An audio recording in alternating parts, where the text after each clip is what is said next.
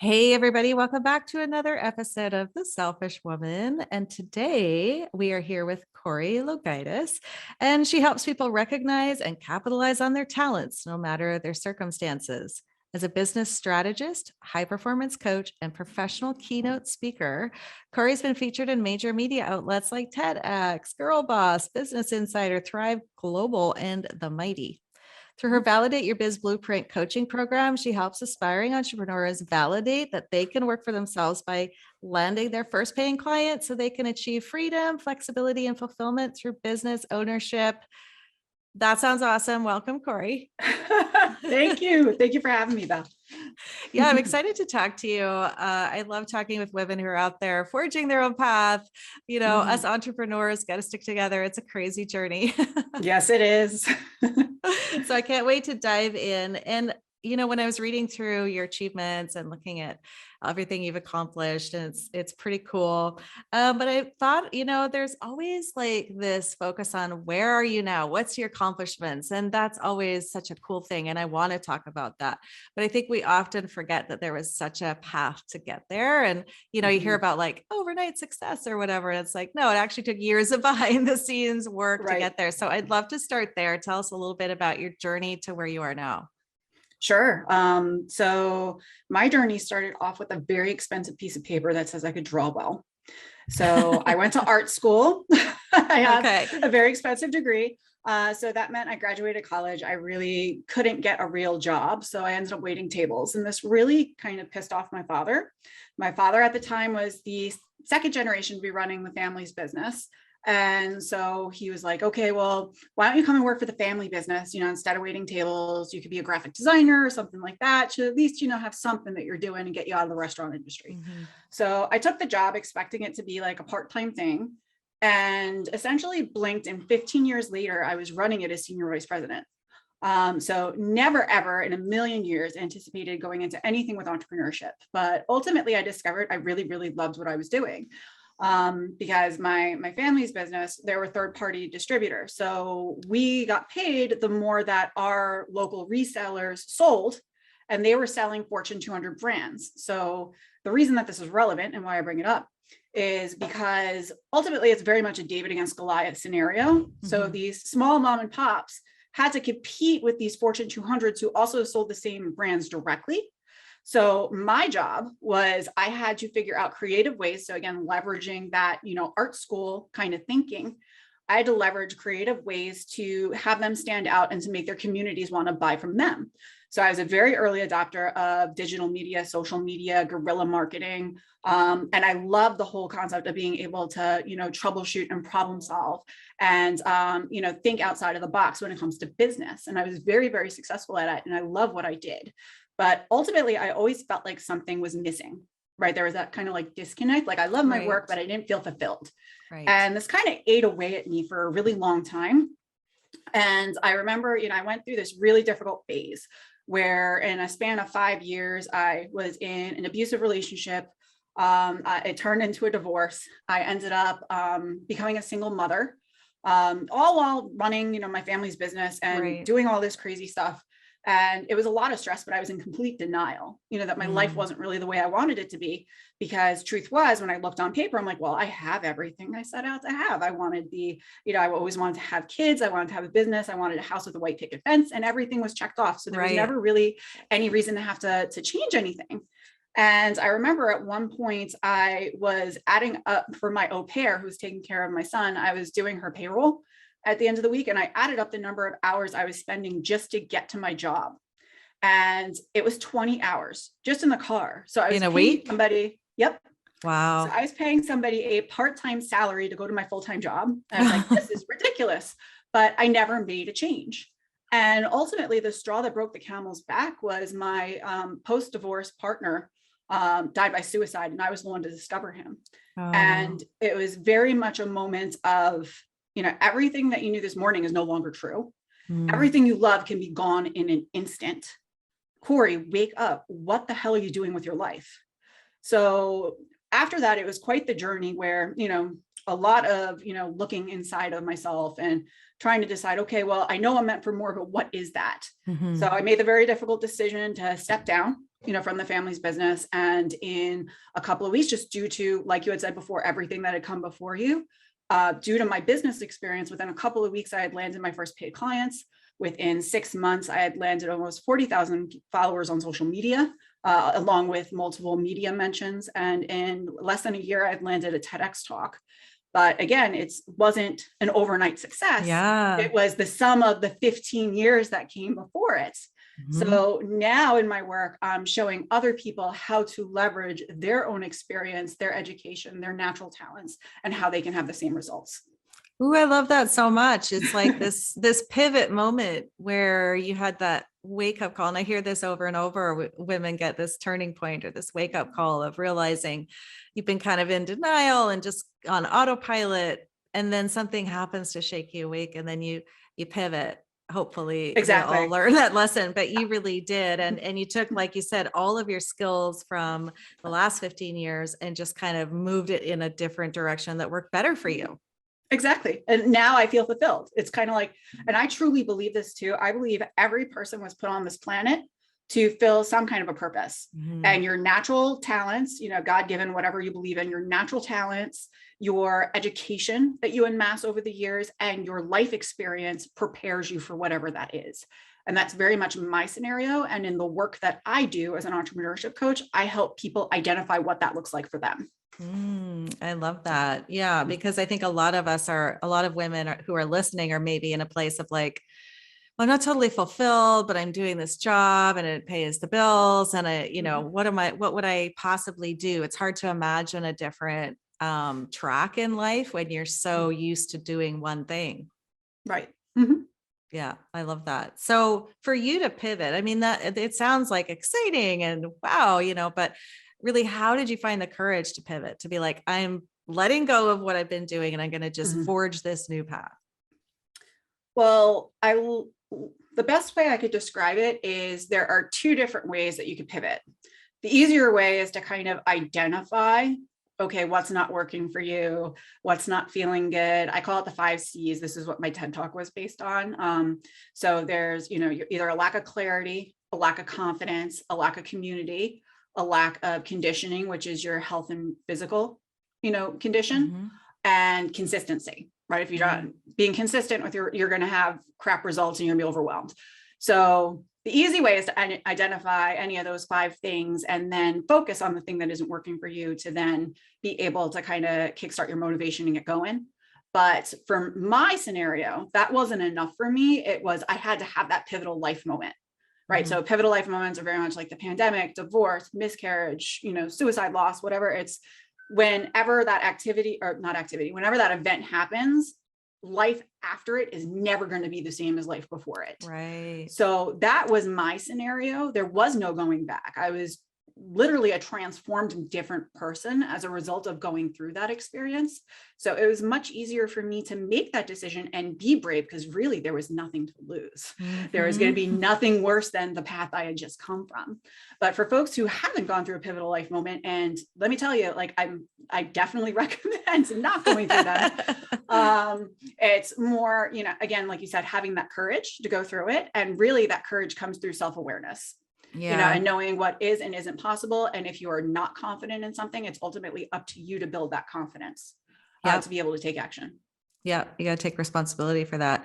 But yeah, you're so right. Like those pivotal moments, those crisis moments, if you will, kind of do force us to change, because we can't go back and it changes everything we know to be true. I've had those. Sure, lots of women have, and it does create change. Whether it's kind of like it or not, here it comes, right? Right. But for someone who isn't in a crisis and is like, I don't want to have to wait till that happens. Like, I want to look at change now. Please don't. Don't wait, please don't. And yet, it can still feel like so overwhelming. I love the 3 C's, and I feel like we could do an episode on each of those. But the one that stood out to me that I'm curious about is confidence, because that's something that so many women struggle with, the confidence to make big changes. So what would you say to women who are like having some dreams, or maybe they'd like to make some changes, but they really feel stuck in uncertainty and fear? Well, ultimately, like I just mentioned before, it's up to you to build your own confidence. No one else is responsible for your confidence. So if this is something that you know you have an issue with, it's up to you to determine what exactly am I not confident about, and then proactively going and getting the tools, the resources, the education that you need to become confident with it. The other thing too, I find a lot of folks are, resistant, or it's not even that they're not confident, it's that they're afraid of failing. Right. So it's much easier to blame their confidence. Like, I don't think I could do it, than it is to take the messy action and fail at something without realizing that it's through that testing and failure that you build your confidence. You can't have one without the other. Like, you can't learn without failing. So that would definitely be the route that I would recommend people go, is again, that self-awareness. You have to know what it is that you're not confident about. You have to go out there, you have to find the tools and the resources, and you have to take action, whether you're afraid of failing or not, and get comfortable with failing, because it's through that discomfort of pushing that edge that the true growth happens. Totally. I mean, what's the quote? Failure is part of the equation of success. If we're not willing to fail, we won't get to the success. I found that to be true. I had to really work on that in myself too. What about for you? Because the success is evident. So share some of your failures. Oh my God, so many. And that's just part of the thing too. Even from when I was a kid, I've always been very tenacious, and I just always do stuff. In fact, it's been described to me. I mentioned this in my TED Talk, but also one of my therapists had brought this up to me, that my greatest strength is my greatest weakness, because I don't know when to stop. I just keep going. But in terms of my own failures, I'd say certain things, especially with my business, if I could do it all over again, when I had first started, because of the trauma and stuff I had gone through, I kind of felt like a disconnect with being in the business space. And I kind of felt like I wasn't going to feel fulfilled, and I wasn't really going to contribute, to this world by staying in that industry. So I started playing around. Like, some of my first coaching clients, I did a lot of life coaching. I did divorce coaching. I did stuff like that, but it was very much me, more or less kind of avoiding my own healing by helping other people heal their trauma. Right. Yeah. So that's, I think that's really common. It's super common. Yeah. And, that's something now, when I work with aspiring entrepreneurs, I'm very careful to kind of point out and be that mirror for them that I didn't have. Like, hey, you're kind of going through this transformation now yourself. Do you think that you're ready to really be paid to help people with the same transformation when you haven't completed the journey?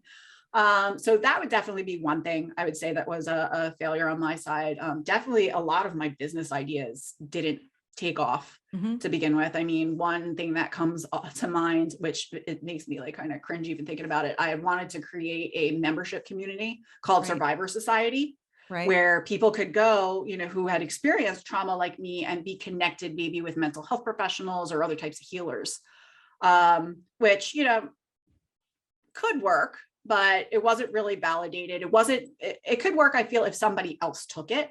Right. Because I feel that ultimately my experience and my unique talents really position me more, instead to kind of help other people recognize their talents, and be that mirror for people. So it's really kind of understanding too, what are my strengths, and really doubling down on that. Anytime that I step away from what that looks like, or I get distracted, I hired a coach for an entire year once to keep me focused.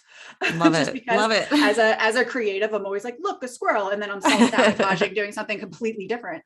But being able to like stay focused and double down on what's actually working for you and what you are good at is the surest path to success and the fastest path.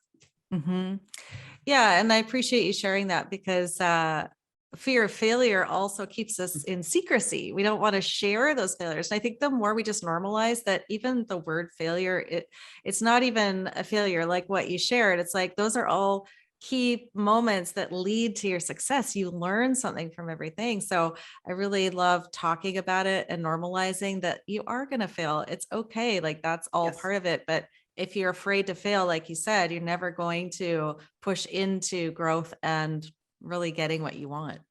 Exactly. I mean, one great way I love to look at it, which I've been thinking about this a lot lately, because right before we went live here, we were talking about, I have a 9-month-old daughter, and my daughter is very much like me. She's doing everything like way too early. She sees it. She wants to get there. Her body can't walk or move yet. So she's at 8. Well, she's going to be 9 months in a week, but she's already pulling herself up and getting ready to walk. Oh boy. And it's amazing watching her though, because it's, she falls, she smashes her head, she does this, she does that. She doesn't matter. She just gets right back up. And when you think about it, each and every one of us was in that position at some point in time in our lives. So imagine what a different world we'd all be in if the first time we fell down, we were just like, nah, walking's not for me. Right. I'm just not going to do it. I'll just sit my whole life. Yeah. That's what we do as adults. That is what we do. Yep. It's like, no, it's not for me. I tried it. It failed. Like if you had tried the Survivor Society and, it didn't work and you were just like, well, I guess I'm not meant to be an entrepreneur. I'll go back to whatever else I did. Like, at this point, it just seems silly, but that is how we self-sabotage in so many ways. So true. And then it also too, that specific failure also showed me something else, which actually led to my ultimate success. And it's, through trying different business ideas, the one thing I'm very good at is validating a business, right? So for me, it was, okay, I knew how to test that concept without spending money on it. How to understand, was there a market for it? Would people buy it? Like, so even though like I kind of, tested it to see what would happen, it didn't launch. So I knew, okay, well, I'm not putting any money into that. We're just going to kind of put that back in the corner and pretend no one ever saw it. Right. And we're going to try something completely different. But that kind of led me to thinking like, oh, wow, well, I do have a knack for being able to test ideas and see what works and what doesn't work, that kind of analytical side of it. So maybe that's something I can help people with, with their businesses. And that's very much what I'm doing today. Love it. I love that. That's awesome. And also I'm thinking about the fear of success, which is also something that we allow to hold ourselves back. Is that different? Like, did you have that? What do you think about fear of success? That's interesting. I've worked with a lot of people who have had that fear of success. I can't say that's ever been a factor for me, just because I'm such a type A personality that it's like when I think of something, I think that's one of the reasons too why I love entrepreneurship so much, especially coming from being an artist. The whole thing about art and creativity is you have something in your head and it's bringing it to life. And one of the reasons I love entrepreneurship is it's very similar. You have an idea in your head and you bring it to life and you have it have impact on other people. And it's through this process too that that really kind of comes to life. And I'm sorry, I went off on a complete tangent and forgot the original question. It happens. It's okay. We're talking about fear of success, right? Fear of success, right? Yeah. So with that said, anytime I've ever envisioned, something that I wanted or something I thought was a possibility, there's literally been no other option than to make it happen. There is no that it's not going to happen. It's going to happen. Just the way I like to describe this too is, and this is like manifestation 101. You have to be clear on what you want that destination to be, but you have to be open to the GPS giving you a different route to get there. Yes. I love that. Clear on what you want, be open to how you're going to get there. Exactly. Because usually it looks wildly different than what you think. Totally different. Yeah, I know. It's like I'll be manifesting something and then it's like, oh, I can just see it unfolding in this beautiful way, but then it usually is messy and crazy and uncertain. And so being open to different ways of getting to that outcome. Exactly. Yeah, love it. And, you do a lot of public speaking. So that in itself requires a certain level of confidence. Did you feel comfortable right away, or what was your journey into really owning the stage? I wish I had a more engaging answer to this, but truth is, it's one of those things that I'm a natural, and kind of like double downing on what you're good at, what I was talking about earlier. That was one of those things that I didn't see it in myself. I had other people outside of me that saw it. So it started with one of my original mentors that I first started working with after I started my business, was a well-regarded coach, author, and speaker. And she had said to me right off the bat, you should apply for TedX. And I'm like, are you crazy? Like, I've never spoken on a stage before. I've never done any kind of public speaking whatsoever. How can you believe that I could do something like that? And the idea was kind of planted in my head at this point that like there was that potential. And that's when I started listening to the universe, kind of that discussion we were just having before on the GPS. So all of a sudden I started having like these books at the bookstore fall on the floor that are like how to start a speaking career, or I'd be on Facebook and there would be an ad like learn how to be a public speaker. So finally I was just like, you know what, uncle, fine. I'll buy the course. I'll do it. Let me see what's up with it. And because the truth is I knew that if I learned the business side of it, you know, and what was actually involved with putting together a good keynote talk, that I would be good at it. So to put it in perspective, I think this was around 2019-ish. I had August of 2019 signed up for the course. I had through the course booked maybe like 30 something free gigs just to kind of practice and hone my craft. I applied for TEDx in December of that year and I got my TEDx and spoke in March of 2020, literally the week before the pandemic happened. Oh my gosh. But yeah, so it was one of those things where other people outside of me saw it. Yeah. But it took me some time to kind of catch up with it. But I knew enough to really kind of trust that I should go after it. And again, I wasn't confident that I could necessarily do it. Like, how could they see this in me? I didn't believe it myself. So I got the resources to learn how to do it. Yeah. So, all right. I'm going to challenge you saying that it wasn't an engaging story because I'm totally engaged. And what I hear in that is a few things. One, you had, was it a mentor you said, who spoke into your potential? So you had people in your life who were speaking into you, who were seeing things maybe you couldn't see at the time. Exactly. Number two, you opened to listening to the universe. You started looking for signs. You started paying attention to what was coming into your realm. And then number three, you acquired the knowledge to do it, which is also like a huge part. It's like, you got to learn, educate, put the effort in to develop that skill. It's just a skill like anything else. So like, I actually love that story because there's lots in there that I think our listeners will be like, yeah, okay, I'm not doing that. All right, I need to do that. Check, check, check. You know, it's such a good point too, because it's very easy to dismiss our successes. And for me, like, I don't view it as being like super engaging or anything, because I don't feel like I did a lot of work. There wasn't a lot of effort for me to get that TEDx. And a lot of people usually, when they ask me like, oh my God, how many times did you have to apply? And this and that, truth was I got my first one. So there's a certain level of like disbelief, and I don't want to say like shame. Like I should feel ashamed that I got it that quickly, but you're right in that, you know, pointing that out, like, no, I did still do all the work. Just because it came easily to me doesn't mean that the work wasn't behind it to make it happen. And it's also a great example to show people too, that you are your own worst critic. I know, right? We all are. I know. So we need that reflection, but yeah, you're right. Like, just because it came easy doesn't mean that you didn't do everything, all the work leading up to that. All of your life experience, everything you've gone through led to that moment. And it kind of ties into the theme I'm feeling in this talk is like, you know, it's not overnight success. Even when it happens easily, it's not because it's like, poof, I just wanted it and it happened. Like there was a lot leading up to it being able to be easy, because being easy is great. Like when things happen and they come together quickly and all of that, it's amazing. And usually it's the product of a lot of manifesting or visualizing or hard work or experiences, mindset work, building up to that. So yeah, I really like that story. It's very inspiring. Yeah.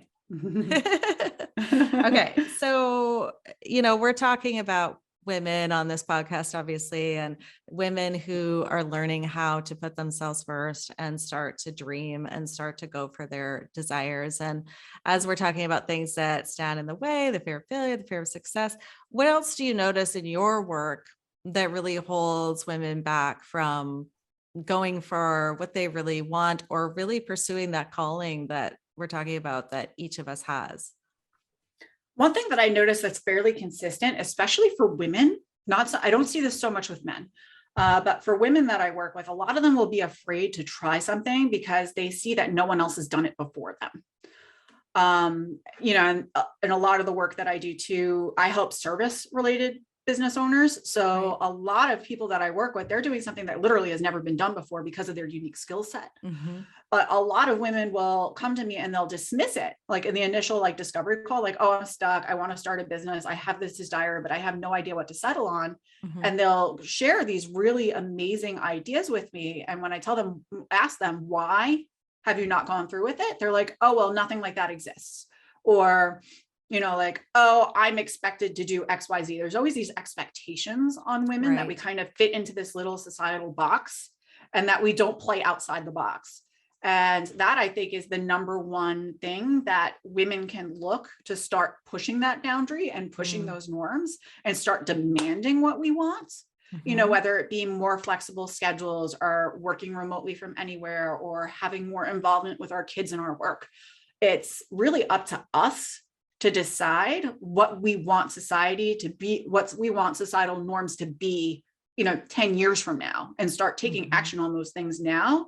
Where a lot of people that I speak to, you know, I'm kind of not that way, just because I was brought up to kind of be like, I want this and I want it now. But that's definitely one thing that I could think of off the top of my head.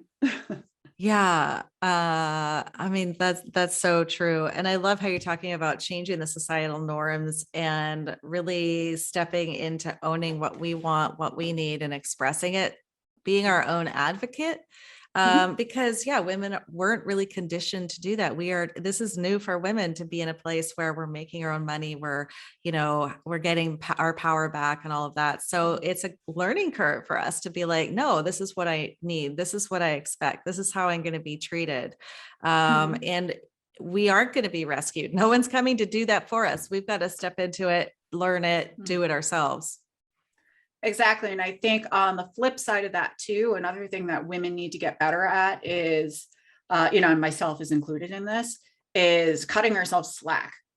You know, ultimately, a lot of times we feel like we're not getting everything accomplished that we want to get accomplished, but we're completely forgetting the fact, like, not only are we full-time working a career or full-time launching a business, right? But we're also running entire households, right? We have other people that are dependent on us on a regular basis that we are showing up for, and we're doing both at the same time. And I mean, just being very transparent, back, you know, I'm a brand new mom again.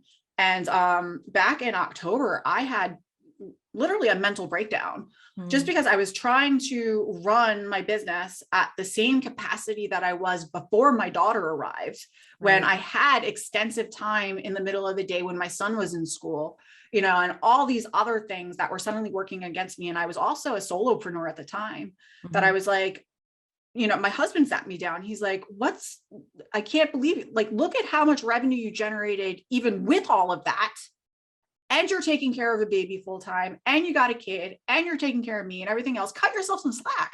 Right. Like, what's going on? You know, and then from there, you know, we built out my team, and even like days like today where I'm offsite and I'm recording from my work at a co-working space, just to get out of the house. We don't cut ourselves slack and give ourselves the space to have what it is that we need, because sometimes we're afraid to articulate what that is and ask for it because we're so busy taking care of other people. Amen. Cutting ourselves slack. Yeah. It's like we just take it all on and we don't think about it. And then all of a sudden, like you say, you're in this place of like, this is not sustainable. This is not working. Right. And sadly, sometimes when it happens, it's like we're at the point that we're cracking. I know. where we should catch it up front. You know, and I know it's not just me. But yeah, I'd say that would be definitely number one is women just in general, we got to cut ourselves more slack. We do way more than most people do. Totally. We take on so much more emotional labor, the labor around the house with the kids and our jobs, our careers. And then also in that, asking for support, asking for help, asking for what we need. Again, coming back to that place of like, this is what I need, advocating for ourselves and not just like, I can do it all with a smile. Exactly. Yeah. Okay. So my last question for you, I ask everybody this, is how are you being selfish these days? How are you putting yourself first? How are you taking care of yourself? So nowadays, what being selfish looks like to me is putting in my schedule time where I'm by myself. So my business is fully remote. I usually work from home. And that's been something that's been very challenging between the pandemic and the new baby and everything else going on. So even like where I'm sitting right now, as I'm speaking to you, this is an act of self-care. Right. Because I'm getting to, you know, do my work, which I love. I'm getting to create. I'm off site right now filming for YouTube, but it's creating space in my life to have time to myself by myself so I could tap into my intuition, whether it be time like this or waking up an hour earlier to be able to meditate, to exercise, to have that time specifically just for me. So that's something that I very consciously carve out of my schedule on a daily basis. I love it. And I feel like all moms are like, can I have a co-working space that I can go to and be alone? Right. Even another room in the house. But it had been too long since I had been out of the house. So today we made it. But then you've got like the fingers under the door, like, when are you done, mommy? Right. I love it. Let me use the bathroom in peace. I know. Oh my God. So true. Okay. So give us all the details of how we can find you and work with you and get into your world.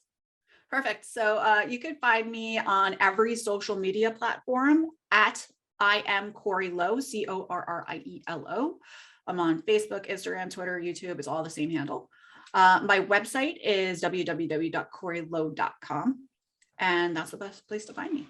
Awesome. And any offers you got going on that we can check out? Sure. So if you are interested in starting your own business, I actually have 2 different resources for it, depending on where you're at. So if you've ever wondered whether or not you've got an entrepreneurial mindset, if that's something that's natural or something that can be taught, you know, we've talked a lot today about getting the resources that you need. You could take my entrepreneurial mindset quiz. So that you could find at corrielo.com/entrepreneur quiz. And then I do have a free 60-minute training that walks you through the entire process of starting a business, all the way from settling on an idea to landing your first paid client. And that you can find at corrielo.com/free class. Amazing. I love it. And we'll put all those links in the show notes as well. Thank you. This was such a great conversation. I really loved it. I love your confidence, but I also really love your authenticity about your journey and how you've got yourself here. I think that's really inspiring. And I know our listeners are going to really resonate with you just because, you know, you've been through your own struggles and you have really forged your own path through it. And I really appreciate you sharing that with us today. I appreciate you having me on here to share. Thank you. Great. Thanks, Corrie. Thank you. We'll talk to everybody soon. Bye.